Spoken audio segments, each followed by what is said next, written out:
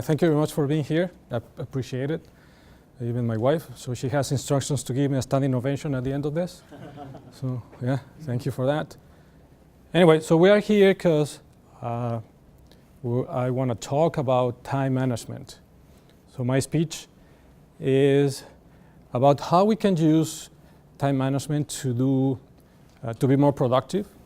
And then what I want is, please don't take this as something that you must do from 9 to 5. I want you to see this through the lens of your personal goals, like how this can help you to achieve your goals. And when I was preparing this, I was putting together all the ideas in place, and then I said, well, I want to give people something at the end of my presentation. And then I said, well, I need to come up with an infographic or diagram or something like that. So when I was putting all the ideas together, I realized that I was doing a Scrum framework diagram. And I said, well, this is great. So I'm going to base my presentation based on the Scrum framework, and hopefully you can find that very, very useful. And so let's start. Have you ever realize that sometimes you know exactly what you want to do, but then you can't find the time to do it? Or have you ever finished something and spent a lot of time and then realize that the results are not worth the time that you put into getting them? And my presentation is about that. So I'm going to give you a couple of techniques, and that should help you to achieve the things that you want in life, to become a better version of yourself. Let's put it that way. All right. So as I was introduced, my name is Guillermo. I've been doing Agile for around 5-6 years. I've been doing IT for around 20-something years. And currently I'm working for Works ABC as a Scrum Master. All right, so let's start. So who knows about the Scrum framework? Who knows about this? Or about one? So who doesn't know about this? Let's the other way. Who doesn't know? Okay, so let's talk briefly about the Scrum framework. So the Scrum framework is an agile framework. It's a new way of doing software development. And I'll go very quickly. You don't really need to know about this, the Scrum framework, but let's say. So all of this is to produce software, right? And then just start with something that's called a product backlog. So these are all the things that you want to do for your product. Then you have something that is called a sprint. So a sprint is, like in normal terms, a sprint takes 2 weeks, and you start the sprint, or you start those 2 weeks with doing a sprint planning. So you decide what you want to do during those 2 weeks. And then once you decide what to do, then you create what is called a sprint backlog. So all the things that you have to do in 2 weeks. Then you give the sprint backlog to a Scrum team. Normally it's teams of 4, 5, 6, 7, maximum maybe 8 people. And then those people will work on a daily basis on this sprint backlog. Then on a daily basis, they will do something that is called daily Scrum, or it's also called a stand-up meeting. During that meeting, people talk about what they are doing, any problems they're facing, things that they are planning to work during the day, things like that. It's just a way to communicate, and should last around 15 minutes. And then this team is called a Scrum team. Then, as I said, on a daily basis, people come back and then talk about what they have accomplished during the day, and so on. So after 2 weeks, we do something that's called sprint review. So we we say this is what we completed, and this is what we did not complete it, and why not, and then things like that. And that is called the sprint review. Now the result of all of this is something that's called product increment, or just results. And then at the end of those 2 weeks, we do something that is called a retrospective. So we talk about how we can improve next time, what didn't go so well, what do we want to do more, what do we want to do less of, and then we start all over again. So we do another we plan for another 2 weeks, and then we just keep doing this over and over again. So now this is the new way of doing software development, which is called which is the Scrum framework. So when you hear about Agile, most likely people are talking about this, right?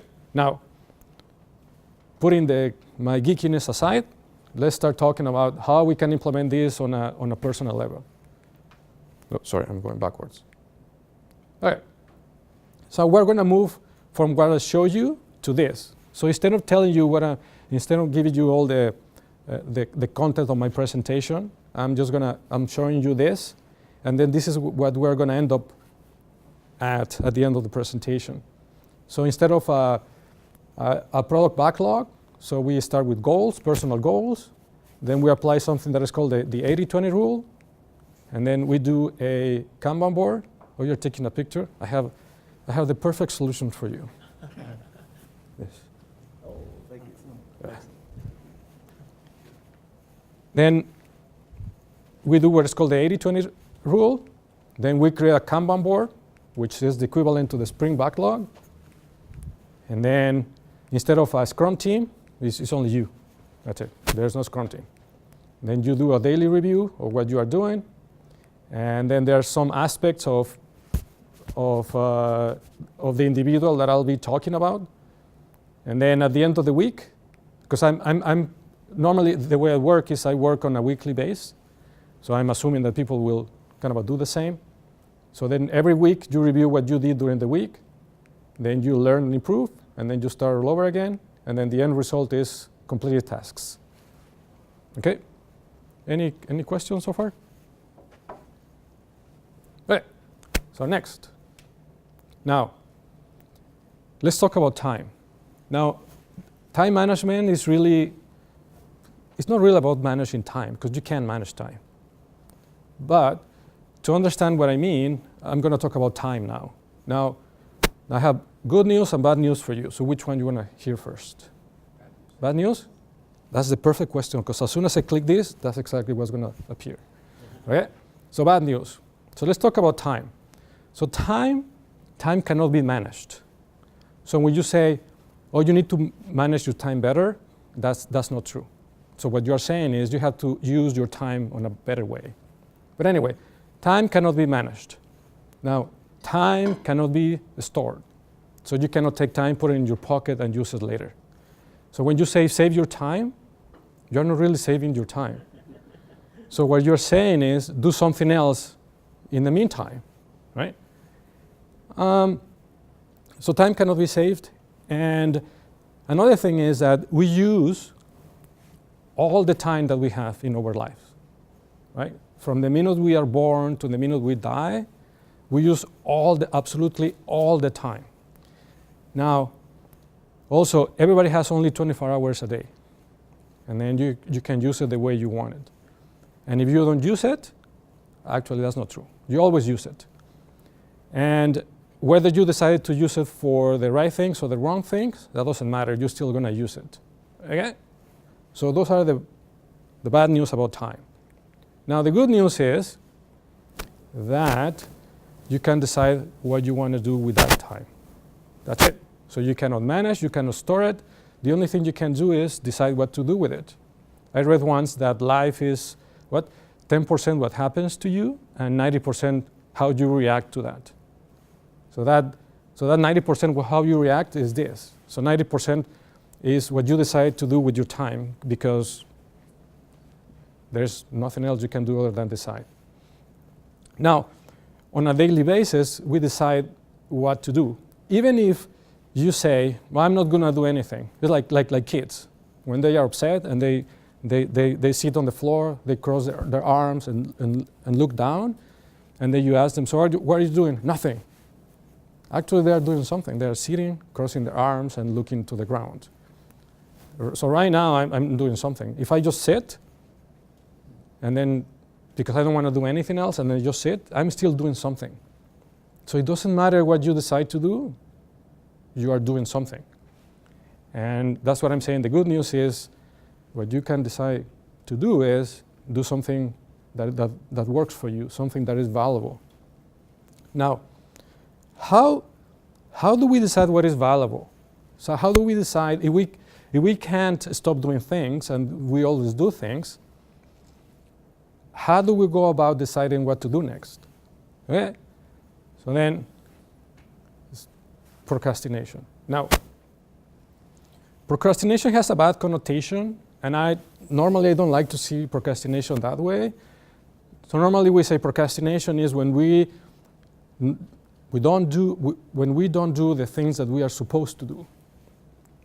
But in reality, we always postpone things, right? So right now, you decided that this is the best thing for you to do right now, and I appreciate that. Instead of maybe being at home with your kids or with your wife or husband or whatever the case is, you decided to be here. So why is that? How come you decided to do that? So we always decide to do something, and at the same time we decide not to do something else. So then, to me, procrastination is, if it's always putting something aside, and I think procrastination is good when you put aside things that are not valuable to you. So, how do we decide what to do and what to procrastinate on? So first of all, we have to decide what we want to do next. Do you say, do I do it now? Do I do it later? And so that's the first thing. Decide what to do next. Then, second, you do an evaluation. You say, well, how hard it is to do, or how easy it is to do. And then you say, how fun it is, or how boring it is. And almost always, we go by, let's do what is easy and fun, and let's put aside things that are hard and take a lot of time, right? But sometimes, only sometimes, we put our priority in the wrong order. Because maybe at some point, like having a nice vacation somewhere, you just say, well, what's wrong with that? That's my priority, right? I save time for that, I save money for it. So what's wrong with that? Maybe that's always sometimes wrong. Sometimes could be wrong. Maybe we should be doing something better than just reading. So that's how we see things. That's how we evaluate things. Now, if we want to evaluate always what we have to do next, then what do we evaluate on? So what are the things we need to evaluate? So which should be our options? Well, in my opinion, we need goals. Because if we're going to start deciding what to do and what not to do, then better decide based on goals. And then, so why a goal is important? Well, I think a goal is important because it gives you a mean, it gives you a destination to go. I see sometimes life like a map, right? Map with a bunch of different destinations off the map. Now those destinations on the map, those are your goals, like places you want to get to. And then once you get them, then you have accomplished that goal. Like goals give you meaning. They give meaning to your life. And also, if you have goals, also help you to shape what you do on a daily basis. So then, if you back on your mind, you put all those goals, and then you need to decide what to do next. Most likely, it's going to be one of these goals. So just rather have goals in life than not having them. Also, I read once that if you don't have goals, then you're going to adopt someone else's goals. And that makes sense. For instance, I came to Vancouver, what was it, 2001, it was 17, 18 years ago. And then I was assigned a case manager to help me to settle in Vancouver. And then when I went to have an interview with the case manager, he said, well, what were you doing before? And I said, well, I was working for IBM back in Mexico. And then he said, I think your best bet is just to go back and ask for your job in IBM. I mean, I'm sorry, this is true, I'm not making it up. So then, if I hadn't had my own goals, which was to move to Vancouver, settle down here in Vancouver and get a good job in IT, if I hadn't had that, then I will have adopted his goal, which was to send me back to Mexico, right? So then, that's a good way to see it. So if you have your own goals, then you don't adopt someone else's goals. Right, any questions so far? Okay, now I'm going to start using my two posters. So I print them out exactly for that, not because I want to spend money. But, so we're going from the Scrum framework, you have a product backlog, which are all the things that your project has to deliver. We move to goals, so all the things that I want to do, all the things that I want to accomplish. Okay? Now, next, if we have many things to do, which is almost always the case, you always have more things to do than time, right? Then, and you have to procrastinate on many of those things, then how do you decide what things to do first and what things to maybe leave them for some other time? Then I want to introduce the 80-20 rule. Have you guys heard of the 80-20 rule? Yes? Who hasn't heard of this? Okay, so that makes things easier for me and maybe less entertaining to you, but let's keep going. So the 80-20 rule was, well, what it says is that 80% of the results come from 20% of the effort. And this rule was proposed by an Italian economist, and he said, or he realized that 80% of the land in Italy was owned by 20% of the population. He also noticed that 80% of the taxes in Italy were paid by 20% of the population. And then so we start applying, he started looking all this rule in other areas, and he realized that these rules applies to many different areas. And then so what I'm trying to explain here is that 20% of the effort produces 80% of the result, and 80% of the effort, only 20. So in other words, let's say that I have a sales force of 10 people. That means that 2 of these people will sell 80% of everything in my company, and the other 8 people will sell only 20%, right? Now, what does this have to do with time management? Well, we have to decide which are the 20% of the things that we do that produce the 80% of the results in our life. Okay?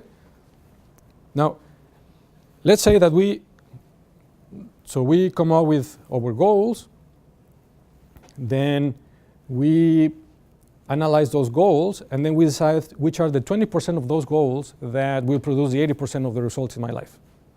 Okay, what do we do next? Okay, next, we do a task list. That's very simple. So we went from goals to decide which ones we want to do first, then to produce a task list. Now, why do we need a task list? Okay, the first thing is our brain is good at producing ideas, but is not good at storing them, right? Then the best is to simply just to come up with a list of things that we want to do, just writing them down. Oh, I remember. Another good reason why you need a task list is because you can sleep better. And I'll tell you why. So there's a technique called the worry log, right? It's a technique in psychology where you decide at what time during the day you're going to spend around like 10, 15 minutes, and then you're going to write down all the things that worry you. And it's true, just Google it. It's called the worry log. And the idea is you move them from your brain to a piece of paper, and then you don't worry about them, and then you can sleep better. And it's a sleep deprived technique, actually. Anyway, so that's another good reason to have a task list. Anyway, so you come up with all the lists that you have to, all the tasks that you want to do, and then apply the 80-20 rule. And then you say, okay, of all these tasks, the most important maybe are these two, and the other 8 are so-so. Then you have to, I'm going backwards. Then you have to assign a priority to them. You say, okay, these 2 are the most important ones, and the ones that I must finish during my week. And I took this technique from a book, it's called Eat That Frog by Brian Tracy. And he says, just assign letters to your tasks. So the I was thinking on awesome, but the A stands for awesome, so the task that you must do. B is the beneficial tasks, the ones that are good to do, but after you finish with the A ones. And then C is the cool ones, the ones that maybe are not entirely necessarily, but makes you feel good. The D is delegate, maybe tasks that someone else can do for you. And the E is maybe eliminate. So if they are at the bottom, maybe they can be eliminated. Maybe they can be done at a different time. So since we don't have all the time in the world to do everything we want, so we have to maybe eliminate some of them. Okay, now once you have your task list, then what do? Well, you have to review them on a weekly basis. So you can change them. That's totally okay. One thing that I do is I take a piece of paper, I just split it in half. In one side I put all the things that I want to do during the week or during my whole life. And then on the right, I say all the things that I'm going to do to accomplish those goals. But then at any moment I can just go back and then review them, maybe change the priority. Just try not to change them during the week. Because if you're already set for the whole week, maybe just do it. If something happens dramatically that then you need to change what you were planning to do during the week, okay, that's fine. But try to really set a goal for the whole week and just focus on that. If you decide to do that, it's for a reason. So just stick to it. Okay. Any question? Yeah, thanks. Yes. So the review, how long do you typically take to do a review? Because I kind of do this, but I find I spend way too much time reviewing my tasks. I keep on building bigger and bigger lists. And so I have to figure out a way of reducing that review time, I think, is one of my challenges. Right. So what I do, I think I said on a weekly basis, I don't know what I said, but this has to be done on a daily basis. And I hopefully say that. And just review what you have done. And then if you said that today you were going to be doing X and you haven't done it, why? And maybe you don't want to do it, that's also okay. But just spend maybe just 5 minutes deciding what you're going to do during the day. That's it. You don't need to think much about it. You did that at the beginning of the week or at the end of the week. It's just to keep you focused. It's pretty much this. Is the daily Scrum. So every single day, the teams come together and they say, this is what I'm doing, this is what I'm planning to do later today, and I'm having these issues. Same with your tasks. If you take a look at your task, you say, well, how come I haven't finished this? Like, he's been sitting with me for 3 days, so maybe I should do something else. So you just have like a reality check. That's it, 5 minutes. Does that answer your question? Yeah, so I guess the daily is a fairly quick review. And Yes. the weekly, how long would you take to kind of reprioritize on a weekly basis? Oh, the weekly? I take around like maybe 30 minutes. And because on a daily basis, what you can do is just refine all your tasks. So you don't really need to wait until the end of the week. So normally what I do is on a daily basis, if I remember to do something, I'll just take my phone and then I just make myself a reminder of what I wanted to do. And then slowly I keep building the things that I want. And I'll show you, I'll give you an example of how I do it. But so slowly just keep building it and then refine it. Like it can be another task to refine all the tasks that you have. But the idea is that at the end of the week, you are not really refining. You're just more trying to find what you're going to do the next week. And then during the week, maybe you can spend some time refining what is called in Scrum, in Agile, it's called the backdoor refinement. But anyway, so hopefully I'm not confusing a little bit much my ideas. Does that make sense? Okay.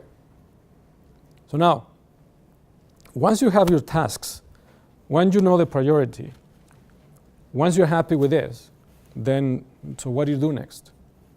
Well, you create what is called a Kanban board. Who hasn't seen a Kanban board before? All of you? Okay, that's great. Okay, so then a Kanban board is not just for work. It's not just for 9 to 5. You can use this as a personal tool. Now, since all of you know what a Kanban board is, I guess I'm not going to spend much time, but what you can do is you can put this is a very simple Kanban, but you can change it as much as you want. I'll show you the one that I use. And put the task, the most important task at the top of your to-do list, and then just go from the top to the bottom. If you have 10 tasks to do during the week, maybe focus on doing 1 or 2 tasks a day. Otherwise, then you're not going to finish, right? And then just move them to doing and done. So what's the benefit of a Kanban board? So one of the benefits is to have a visual representation of your progress, to give you an idea how much you have to do, to really encourage you to keep going because you are finishing most of your tasks. It's something very simple to use. It's a very useful tool. Okay? So now we move from the goals to deciding what to do, and then to put all the goals on a Kanban board. And then that's equivalent to the sprint backlog. Okay? So now, what do we do next? Well, we start doing one task at a time. And then so we start our week. Like if you want to get distracted or not, we're still talking about us, about you. Okay, now. There's basically no time for real work. Right. Yeah, that's true. I think meetings is really small in this diagram. So if you put away a phone, you say half the amount of distractions. Yes. Okay. So now, how do we fight against this, right? So I don't get distracted, so I can do my tasks, so I can accomplish my goals. Well, there's only one answer. So you have to make it a habit. So you have to, at the beginning, it takes time to make something a habit. And a habit is something that after being repeated many times becomes automatic. So then what you need to do is make all of this a habit. And it's like driving. At the beginning, it takes a lot of time. You can't pay any attention other than just driving. And I remember when I started a new contract like 3-4 months ago, working Works ABC. And then normally I like to listen to audiobooks while I'm driving. But my first maybe week when I was driving to this new location, I didn't know my way, so I couldn't really pay attention to my audiobooks, so I had to turn them off because I had to focus on what I was doing. After a week, then it became a habit which way to go. I know exactly my destination, so I can focus my time now on listening to audiobooks.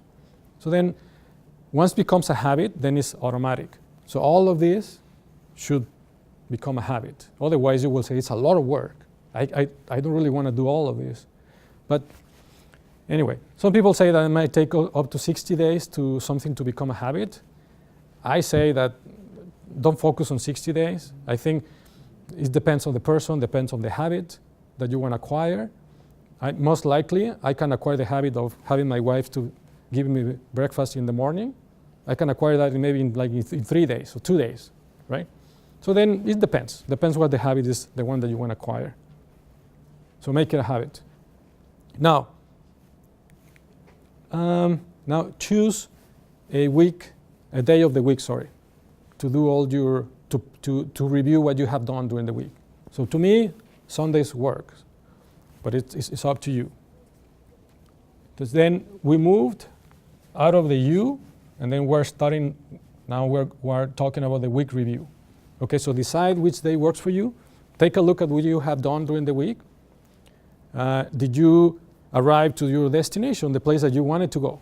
Did you finish all the things that you wanted to finish?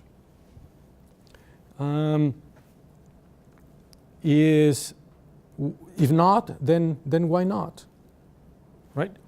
So then, once you have an idea of how much you accomplished during the week, then do the learn and improve. Okay, now after 1 week of working with yourself, and then trying not to get distracted, try to get focused on one task at a time, try to make it a habit, then what did you learn? Did it work for you? Did it not work for you? What can you do better? Did you take too many tasks? Maybe the tasks you took were not really important to you. So maybe next, do you need encouragement from someone else? So what did you learn? And then repeat. So I start another week, and then go around the circle again. Now, in terms of the Scrum, it's called retrospective.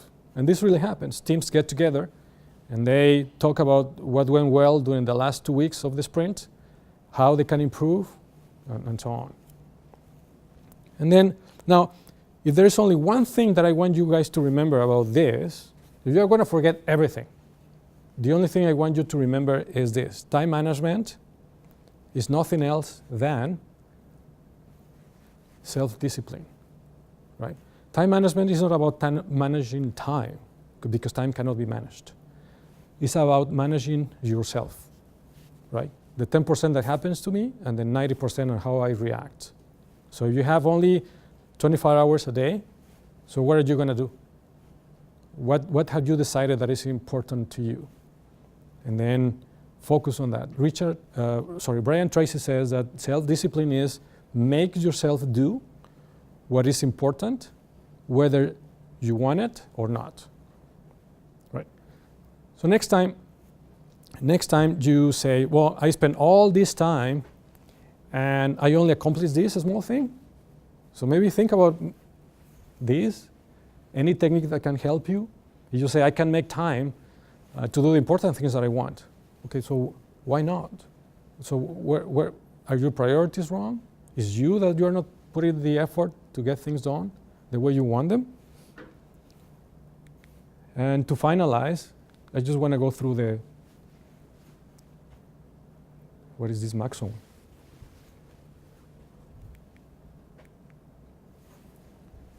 I don't know what the maximum is. Anyway, so then what I'm proposing here is that define your goals. What are your objectives in life? Break them down into tasks. It will help you sleep better. And decide what is important to you. Make a Kanban board. Review it on a daily basis. Try not to do multitasking. Use the Pomodoro technique as much as you can. Make it a habit. Try not to get distracted. And force yourself to do what is important. Then also, on a weekly basis, check what you accomplished. Learn from your mistakes and the things you do right as well. And then that will help you to complete tasks. And hopefully, make a better version of yourself because you are improving. You are doing things that you want to do for yourself. And then also last thing is these are the books that I use for my presentation. I printed them out. If you are interested, because last time somebody asked me, so do you have any books that you recommend? I've read all of them. So you want any recommendations, I can help you with that. So about procrastination, self-discipline, goals, 80-20 rule, learn and improve, understand how we work, and that's it.